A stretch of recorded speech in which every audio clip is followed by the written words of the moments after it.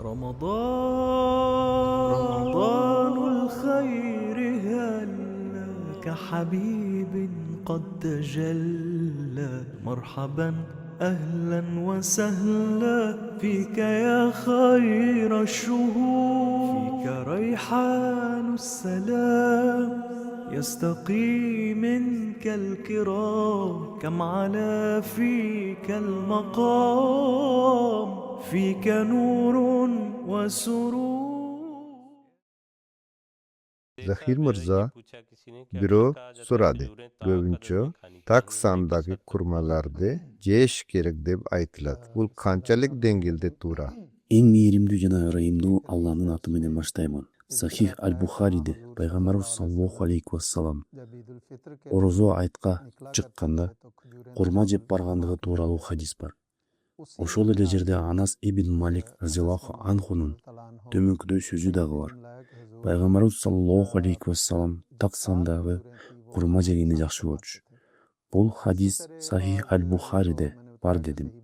Ушул сыяктуу башка кээ бир рабаяттарда, кээ бир хадис китептеринде пайгамбарыбыз саллаллаху алейхи вассалам орозосун так сандагы курмалар менен ачууну жакшы көргөндүгү тууралуу рабаят бар.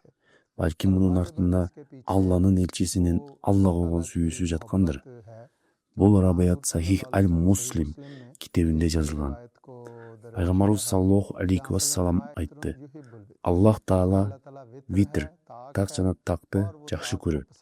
Демек муну пайгамбарыбыз Мухаммад саллаллаху алейхи вассаламдын күнүмдүк амалдарында жана иштеринде дагы байкайбыз. Ошондой эле өз үммөтүндө дагы аны ишке ашырган.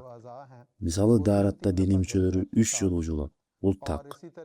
Анысы сыңарындай намаздар рукку жана саждада айтыла турган таспихтер дагы так. Намаздарды карай турган болсок, Алла Таала шам намазы аркылуу парыз намаздарын, ал эми сүннөт менен нафил намаздарын витр аркылуу так кылган. Демек мунун баары чындыгында пайгамбарыбыз саллаллаху алейхи вассаламдын Аллахка болгон өзгөчө мамилеси жана сүйүүсүнөн улам келип чыккан. Ошондуктан ал так нерселерди колдонууну жакшы көрчү. Демек бул рабаяттарга каршы эч кандай сын пикир айтылбайт. Ал эми пайгамбарыбыз саллаллаху алейхи вассалам орозону так сандагы курмалар менен ачканды жакшы көрчү деген рабаятка келсек, бул сүннөт жана сонун сүннөт. Так сандагы курмаларды колдонуунун эч кандай жаман жери жок. Allah razı bolsun sizge. Zahir Mirza